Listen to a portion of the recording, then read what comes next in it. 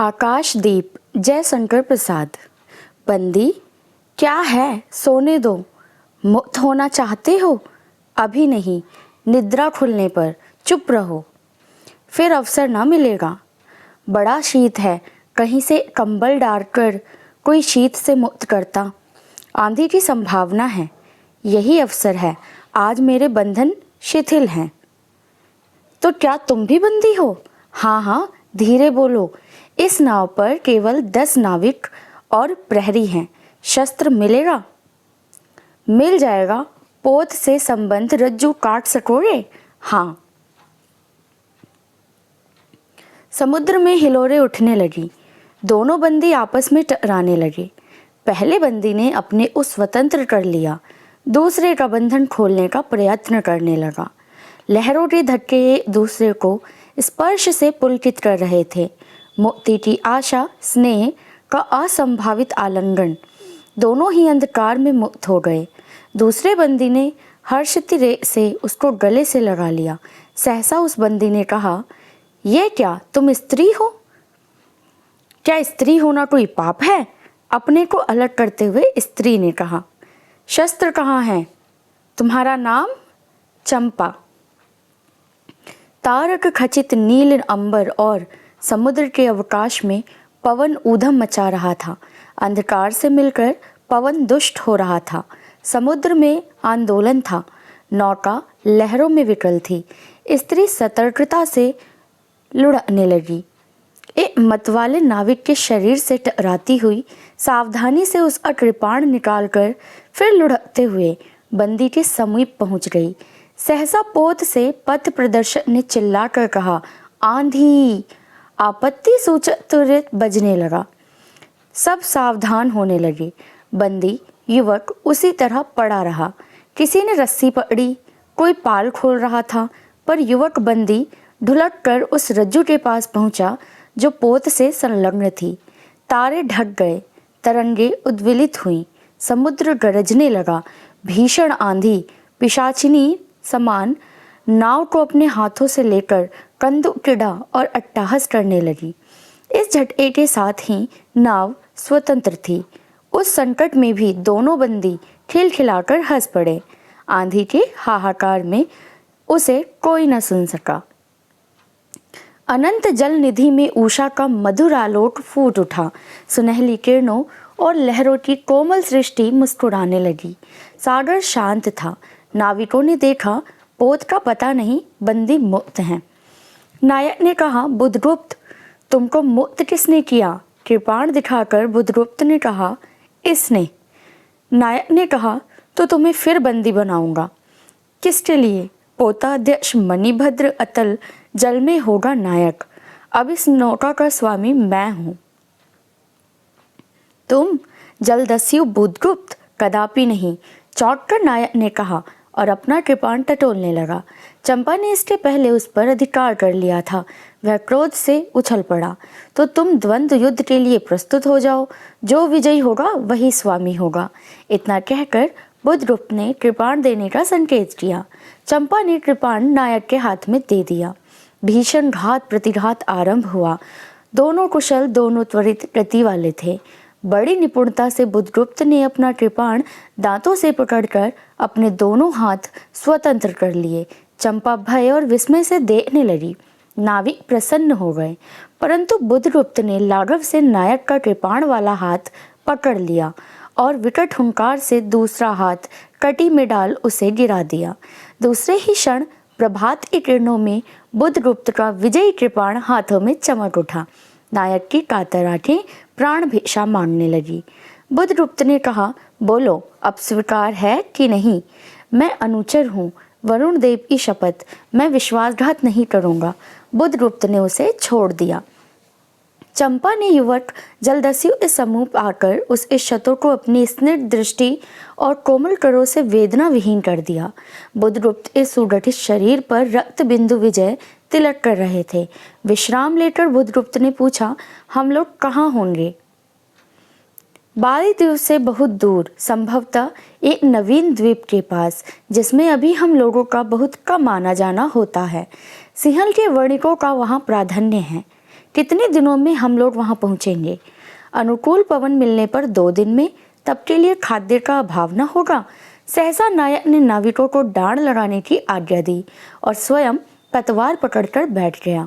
बुधगुप्त के पूछने पर उसने कहा, यहाँ एक जलमग्न शैलखंड है, सावधान ना रहने से नाव टकराने का भय है। तुम्हें इन लोगों ने बंदी क्यों बनाया? वाणी मणिभद्र की पाप वासना ने। तुम्हारा घर कहाँ है? जानवी के तट पर। चंपा नगरी की क्षत्रिय बालिका हूँ। पिता इसी मणिभद्र के यहाँ प्रहरी का काम करते थे। माता का देहावसान हो गया है, पर मैं भी पिता के साथ नाव पर ही रहने लगी। 8 बरस से समुद्र ही मेरा घर है। तुम्हारे आक्रमण के समय मेरे पिता ने ही 7 दस्युओं को मारकर जल समाधि ली।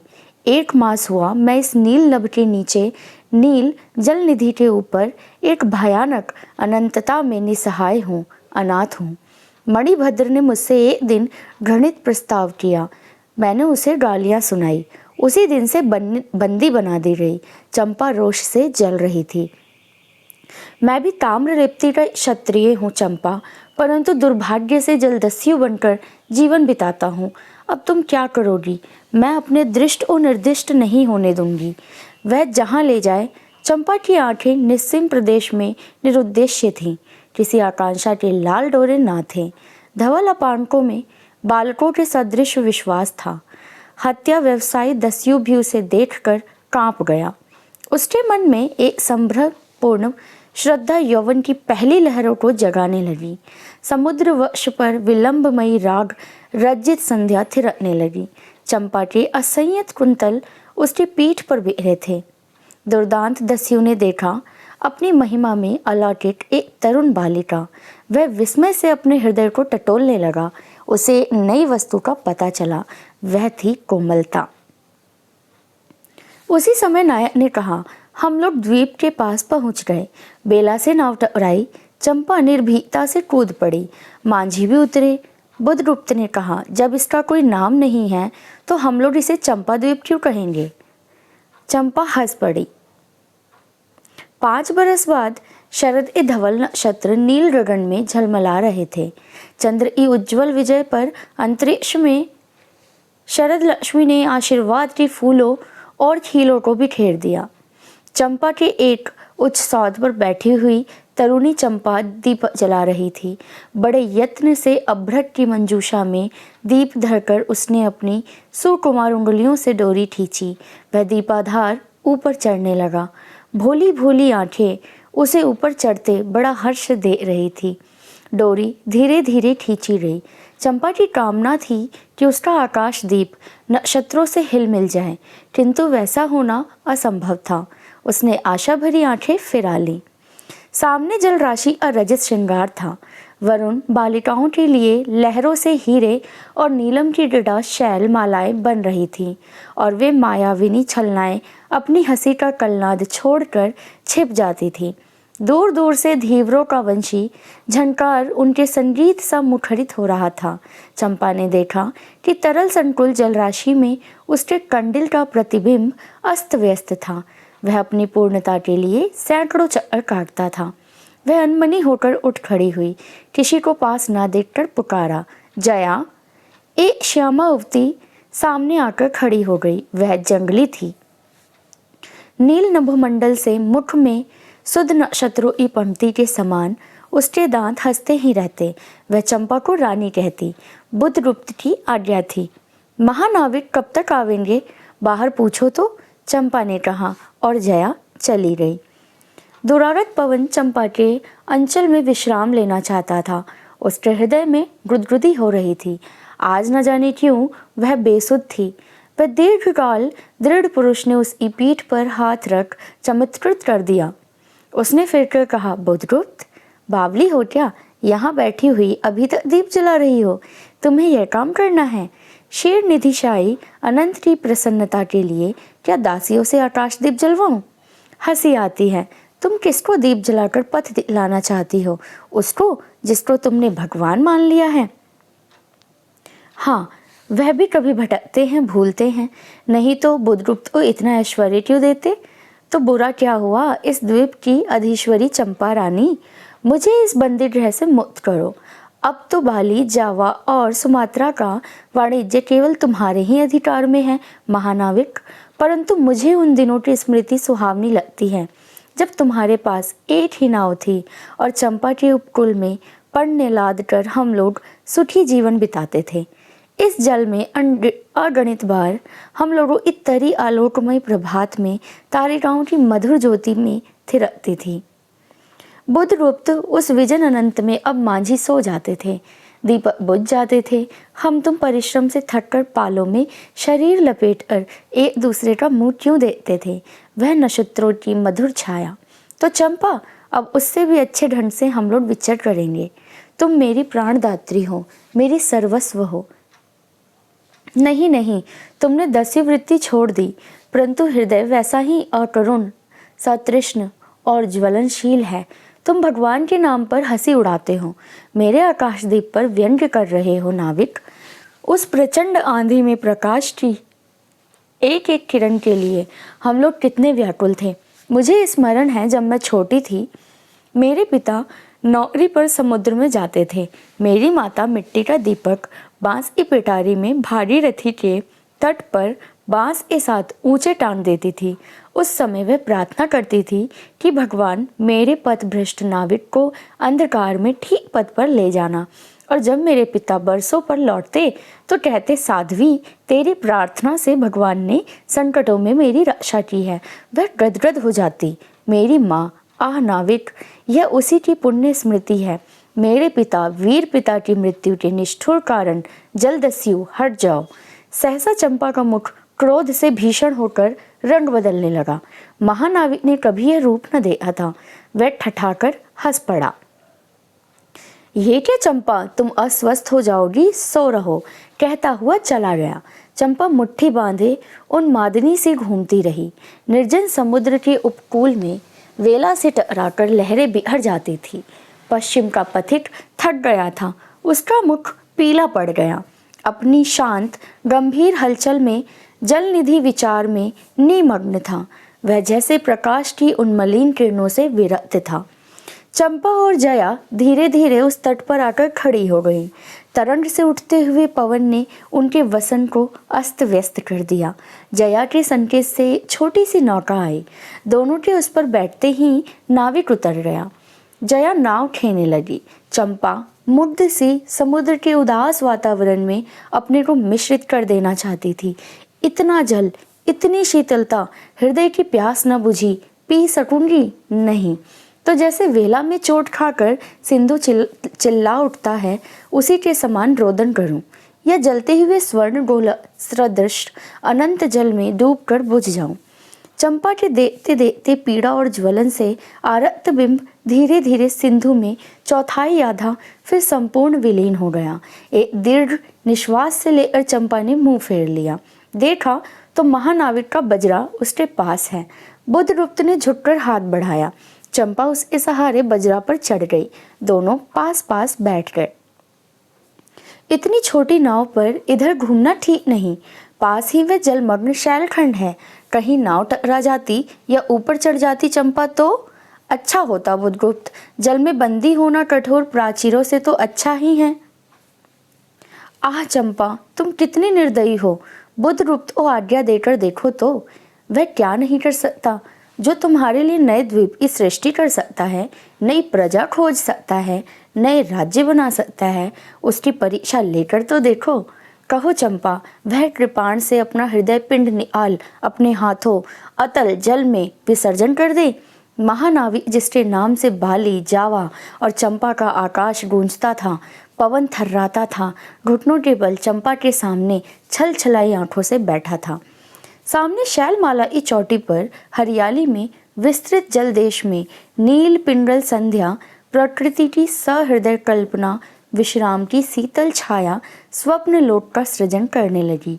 उस मोहिनी के रहस्यपूर्ण नील जाल का कुहक स्फुट हो उठा, जैसे मदिरा से सारा अंतरिक्ष सिक्त हो गया। सृष्टि नील कमलों में भर उठी। उस सौरभ से पागल चंपा ने बुधगुप्त के दोनों हाथ पकड़ लिए। वहां एक आलिंगन हुआ, जैसे क्षितिज में आकाश और सिंधु का। किंतु उस परिरंभ में सहसा चैतन्य होकर चंपा ने अपनी कंचुकी से कृपाण निकाल लिया। बुद्धगुप्त, आज मैं अपने प्रतिशोध और कृपाण अतल जल में डुबा देती हूँ। हृदय ने छल किया, बार बार धोखा दिया। चमक कर वह कृपाण समुद्र और हृदय भेदता हुआ विलीन हो गया। तो आज से मैं विश्वास करूं, क्षमा कर दिया गया? आश्चर्यचकित कंपित कंठ से महानाविक ने पूछा। विश्वास? कदापि नहीं बुद्धगुप्त। जब मैं अपने हृदय पर विश्वास न कर सकी, उसी ने धोखा दे दिया, तब मैं कैसे कहूँ मैं तुम्हें घृणा करती हूँ, फिर भी तुम्हारे लिए मर सकती हूँ। अंधेर है जलदस्युओं, तुम्हें प्यार करती हूँ। चंपा रो पड़ी। वह स्वप्नों की रंगीन संध्या तम से अपनी आंखें बंद करने लगी थी।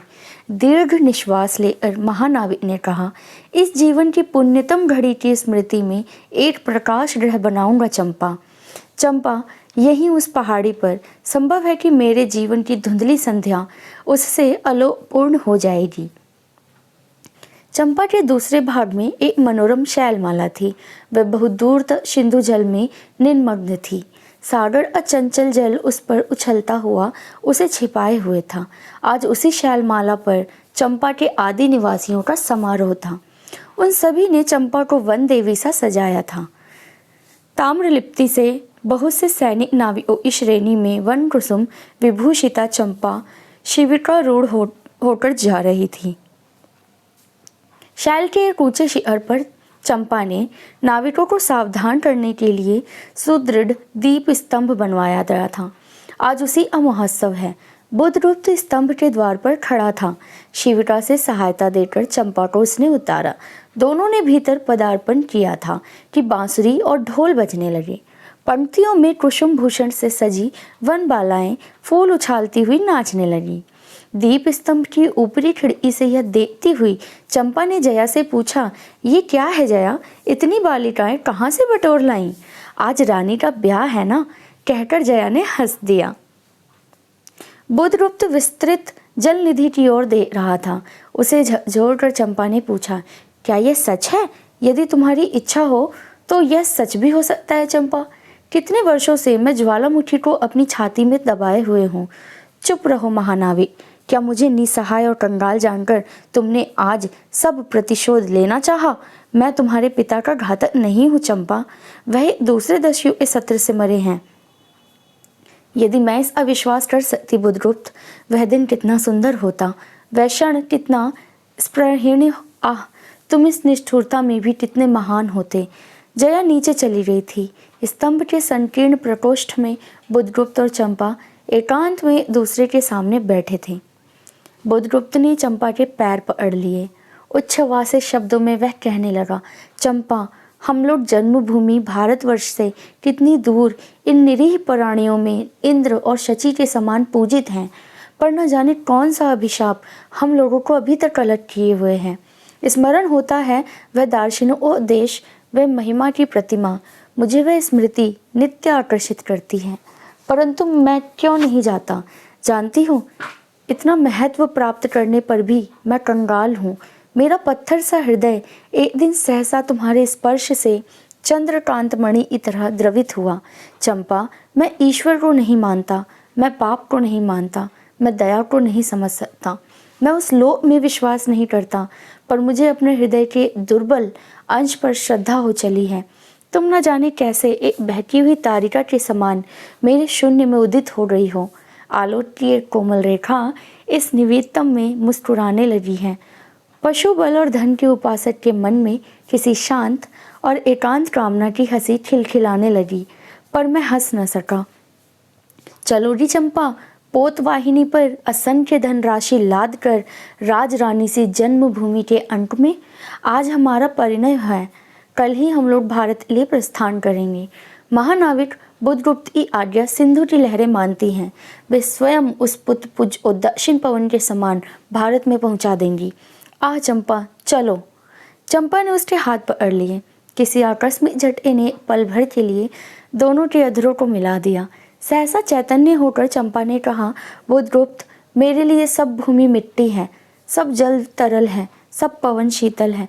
कोई विशेष आकांक्षा हृदय में अग्नि के समान प्रज्वलित नहीं। सब मिलाकर मेरे लिए एक शून्य है। प्रिय नाविक, तुम स्वदेश लौट जाओ विभवों और सुख भोगने के लिए और मुझे छोड़ दो इस निरीह भोले भाले प्राणियों के दुख की सहानुभूति और सेवा के लिए। तब मैं अवश्य चला जाऊंगा चंपा। यहाँ रहकर मैं अपने हृदय पर अधिकार रख सकूं इसमें संदेह है। आह, उन लहरों में मेरा विनाश हो जाए। महानाविक के उच्छ्वास में विकलता थी। फिर उसने पूछा, तुम अकेली यहाँ क्या करोगी? पहले विचार था कि कभी कभी इस दीप स्तंभ पर से आलोक जलाकर अपने पिता की समाधि का इस जल से अन्वेषण करूंगी, किंतु देखती हूँ मुझे भी इसी में जलना होगा जैसे आकाश दीप। एक दिन स्वर्ण रहस्य के प्रभात में चंपा ने अपने दीप स्तंभ पर से देखा, सामुद्रिक नावों की एक श्रेणी चंपा का उपकल छोड़कर पश्चिम उत्तर की ओर महाजल व्याल के समान संतरण कर रही है। उसकी आंखों से आंसू बहने लगे। यह कितनी ही शताब्दियों पहले की कथा है। चंपा आजीवन उस दीप स्तंभ में आलोक जलाती रही, किंतु उसके बाद भी बहुत दिन दीप निवासी उस माया ममता और स्नेह सेवा की देवी की समाधि सदृश पूजा करते थे। एक दिन काल के कठोर हाथों ने उसे भी अपनी चंचलता से गिरा दिया।